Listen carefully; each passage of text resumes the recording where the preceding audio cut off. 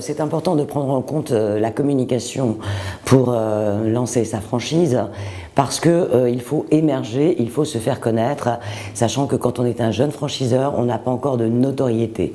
Et il faut dire que le candidat à la franchise, eh bien, n'attend pas le futur franchiseur. Donc je vais vous livrer 3 conseils. Le premier conseil, c'est, on va dire, bien analyser les points de différenciation en faisant un benchmarking des enseignes qui sont concurrentes sur le marché. Alors pour cela, que faut-il faire? Il faut déjà consulter les sites qui sont dédiés, alors on va tous les citer parce que ils sont excellents les uns et les autres, mais c'est une bonne façon de voir où sont ses concurrents.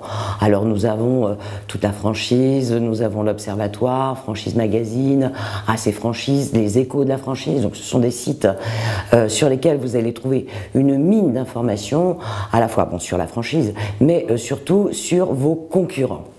Deuxième conseil, soyez curieux et attentifs. Regardez comment vos concurrents se comportent. Voyez comment ils communiquent, voyez les messages qu'ils font passer pour que vous vous disiez quels sont mes points de différenciation et c'est ce que vous mettrez en avant.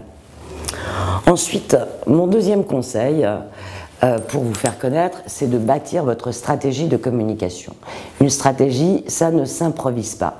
Vous allez avoir à vous démarquer, comme je vous le disais, en utilisant différents moyens. Est-ce que vous allez, par exemple, privilégier les relations presse? Les relations presse, cela signifie que vous allez faire appel à un attaché de presse qui sera la courroie de transmission, le lien entre vous, ce que vous avez à dire, et des journalistes qui vont en faire écho dans leur support. Avantage des relations presse, on va dire que c'est la formule de communication la moins onéreuse puisque vous n'avez à rémunérer que votre attaché de presse qui, elle, donc fera le lien. Mais, inconvénient, le journaliste, et je dirais c'est une chance, est libre ou d'écrire ou de ne pas écrire sur vous, sur vos initiatives, sur vos entreprises. Et il est aussi libre de vous critiquer s'il n'est pas convaincu. Donc vous voyez, avantage, d'abord cela coûte moins cher, ensuite cela donne une crédibilité à l'information puisque c'est un tiers qui en a fait écho. En revanche, vous n'avez pas la maîtrise du discours. Vous pouvez à ce moment-là avoir recours aussi à ce qu'on va appeler la publicité. Là, ça veut dire effectivement que vous avez la maîtrise de votre discours.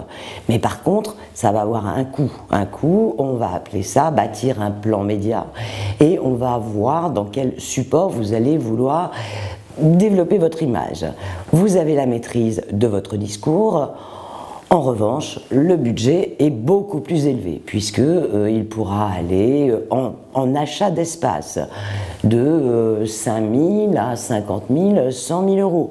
En fonction des supports que vous allez choisir, les coûts ne seront pas les mêmes. Pourquoi? Parce que ça va toucher un auditoire de plus en plus important. Donc voilà, une stratégie de communication et un plan média doit se bâtir de façon construite en fonction de vos objectifs et en fonction de vos budgets et à un moment donné faire l'adéquation entre les deux. Donc mon conseil, c'est quand même de vous adresser à un professionnel qui a la maîtrise de tous ces outils et qui saura vous conseiller au mieux de vos intérêts par rapport à vos moyens.